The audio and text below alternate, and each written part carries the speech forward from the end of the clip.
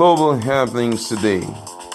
We communicate, we analyze global news. Stay tuned.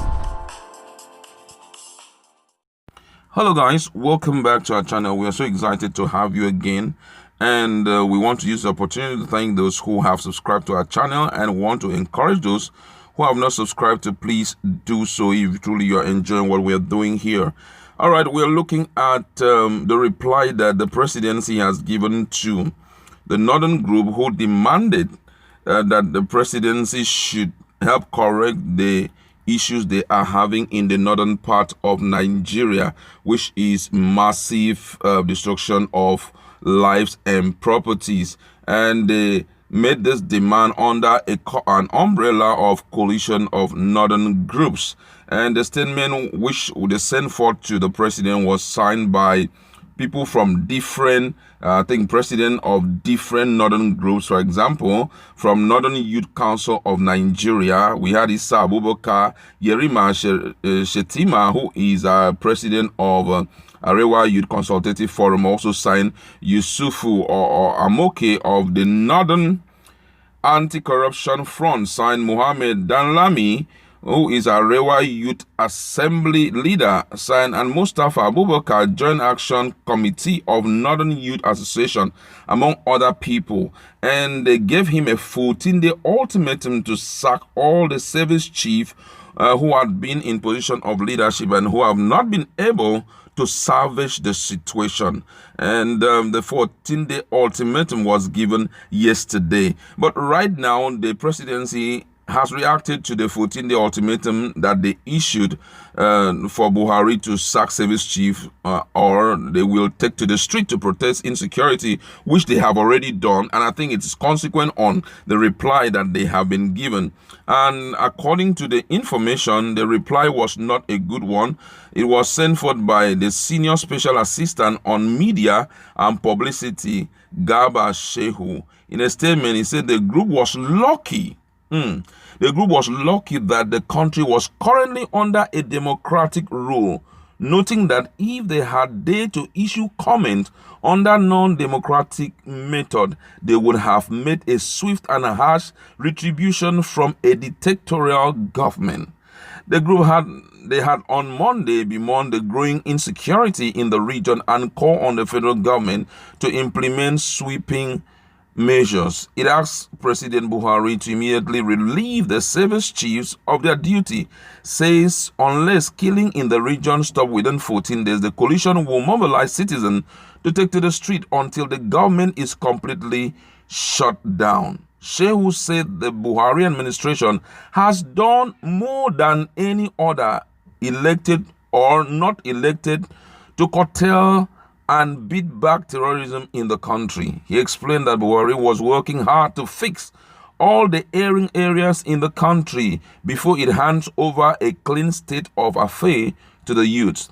And according to him, he said, for as much time as he met youth leaders, President Buhari had said to them again and again that we are fixing the erring state to hand it over to them.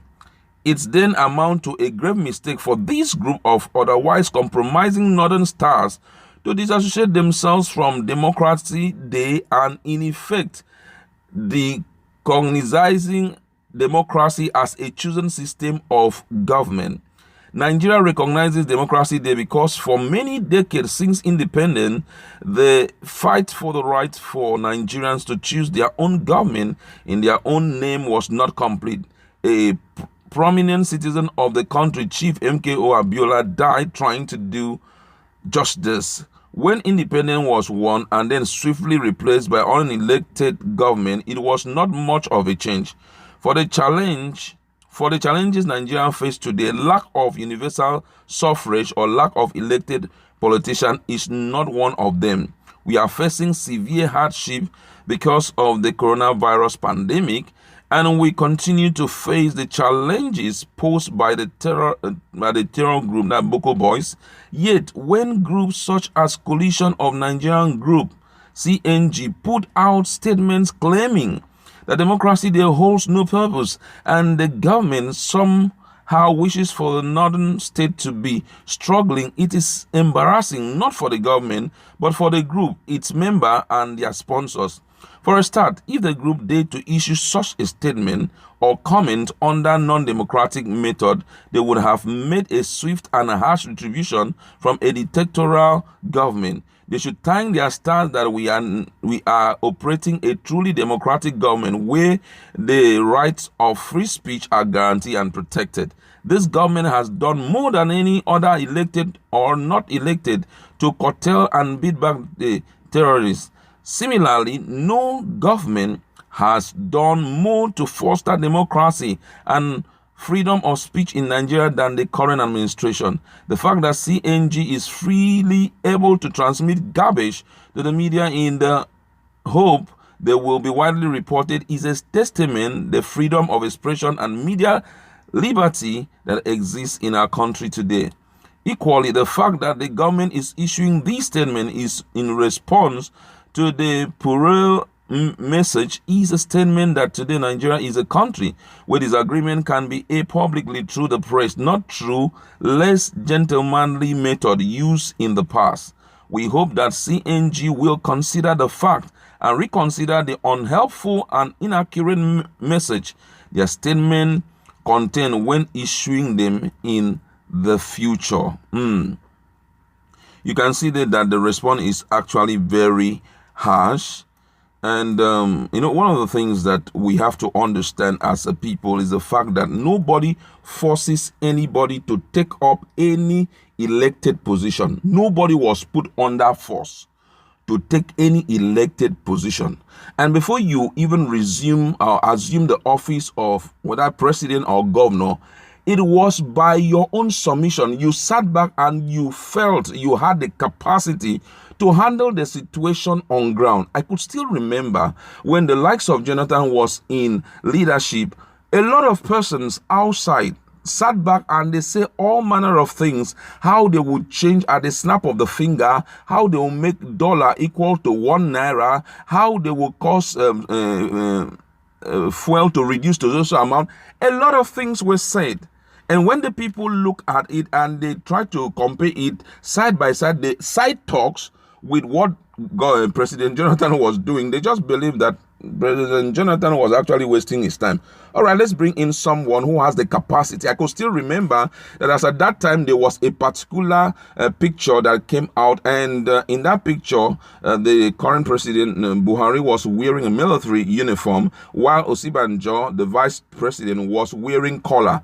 And that was, they posted that picture to show that Buhari will be dealing with all forms of physical terrorism, physical issues, and Osibanjo will be dealing with the spiritual. It was so interesting. A lot of things were said and all of that. So nobody forced them. No Nigerian said, if it is not Buhari, we will die. Nobody forced them.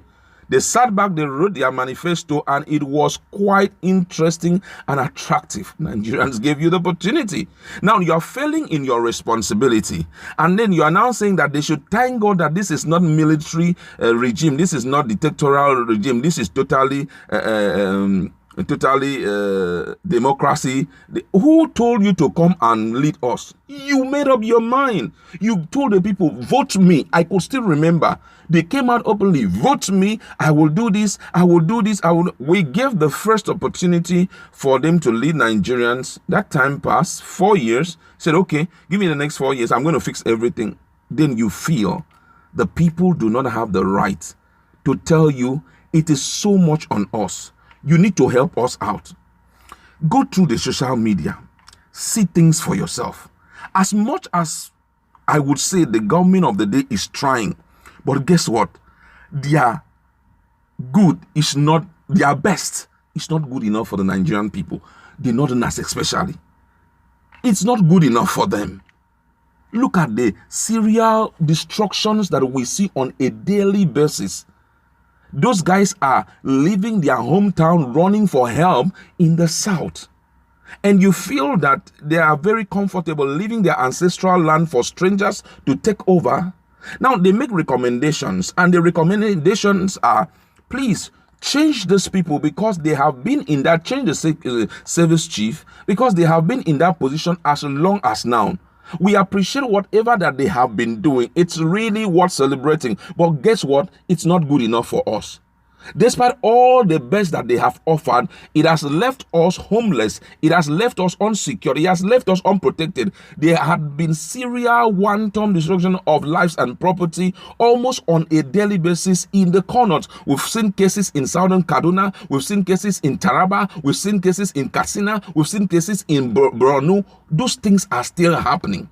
And they have the right to tell you the service chiefs are not performing superbly. Why not replace them so that you can bring in new people who have different strategies to get this thing fixed? Nobody can applaud you when you're coming out to tell stories. For example, you step out of the house only for you to return and you tell your wife how you walk around the whole street, how you walk around the whole country, and you couldn't get a job for yourself. And it keeps on continuing day after day, and you keep on promising your wife, you're going to do this, you're going to do this, and you are not doing those things. After a while, she will be tired of applying you over the stories you have been telling her. Because the question will be, how is it that other countries how is it that other husbands are supplying their wives' need and you are not doing it? It therefore means there's something you don't know which they know, and that's the next step which I feel this administration should adopt. Storytelling will not help. No matter how you get angry that the people are complaining, it will not fix any issue. The ideal thing to do is to bring in people who have been huge successes in those areas, who have been able to handle. I could still remember, I think it was Obama that was able to kill one of the major terrorists in the whole world. He was a plague. It was a serious issue for him, but he was able to conquer the issue of terrorism in the United States. How did he go about it? We have other presidents. Some of them are sitting. Some of them are already old presidents who have done reasonable things. If you can, there's nothing bad in you not having the ability to get anything done. But what is terrible is the fact that you don't seek the counsel of other people who have been huge successes in those areas. It is wrong. Okay, I promise my people I'm going to do this, I'm going to do this. I'm unable to do it, and they are crying foul. They are demanding that I should get this issue solved. If truly you have made up your mind to get this thing fixed, it is your own place to run down to people who are expert in these areas and let them understand that this is the situation that we are currently passing through. Please, can you help us out? That is how a good leader should do. Not to begin to say, thank your God, because this is not military. If it was military, I would have done this, I would have done this, I would have done. It makes no sense to the people. And I think that's the reason behind their reaction now. It is high time the government of the day wake up, stop self-pity, stop self-congratulating yourself over what you have done. The people who are meant to congratulate you are the people who are suffering those things. If they come and say, Oga, you have done nobly well. Like right now, I can celebrate this current administration when it comes to fuel supply, because at least we've not suffered any case of, say, there had been no fuel and all of that. During Jonathan's time, we suffered it, but when he came on board, at least he was able to solve it. So we can keep on celebrating President Buhari that he has done nobly well. But there are other areas which he's found wanting, which I believe if he does the right consultation, this guy is there, Olusegun Obasanjo is there, other persons who have the love of this country in their mind. I don't know if they have, but hey, based on their statement, I believe they have. Or maybe you go outside the shores of Nigeria, meet with the Chad president, meet with different. How do you solve these issues? My brother, it won't kill you. Just ask them. By the time they provide solution, you take the next step. And this issue of saying people who started with me must end with me, it is what is causing us to be stagnant till now. How can you start up with people who have not performed superbly and the people are complaining about them? You cannot push them out and say, hey, I can't keep on telling stories when you guys have remained so adamant over the situation of this country. I have to bring in other experts to help us solve this issue. That is how it should be done. There is no need for you to get angry and begin to tell them you are lucky. Okay, you wanted to kill them? What did you want to do with them? It makes no sense. And that's why I've always been suggesting that the right people should be in the media front so that they can advise the president. You can sit back there and say, see all the funds that have been pushed into the defense and all of that, and yet there are no results coming. And you just feel that the people should appreciate your effort thus far. Nobody will appreciate any effort when there are no visible results with it. Nobody on earth. Sir, I am a marketer. I've been working all around this whole world trying to see how I can sell this product. I suffered day and night and all of that. And at the end of the day, you cannot even pay your own salary. You cannot even sell and meet up a profit line that can pay 1 or 2 salaries of the staff. And you feel you should be applauded because you have suffered so much. My brother, the truth is that you lack the strategy. You lack the strategy to get things done. So the best thing for you to do is to go get the strategy, meet the people who have recorded huge successes in those areas, and come back and get things done. And guess what? I tell you the whole truth. Nigerians will applaud you and say, you have done nobly well. When the general came on board, to be the president of Nigeria, people were very happy because they believed that with his level of, military acumen, he will solve this issue of insecurity at the snap of the finger. It's tiring till today. It's getting worse. Every day we are losing grounds to these guys. They are getting overly comfortable. Are they so powerful? Of course, no. The truth is that the people at the security level, they do not have the security or the military acumen that can handle these people. Immediately you bring in people who are totally selfless and who are willing to salvage the lives of the Northerners and salvage the life of this country in terms of security. This whole issue will be handled. That's what I have to say. I'd like to leave it in the hands of my people. Just go to the comment section. Let us interact. What's your position on this issue? Do you think that this reply given by Presidency is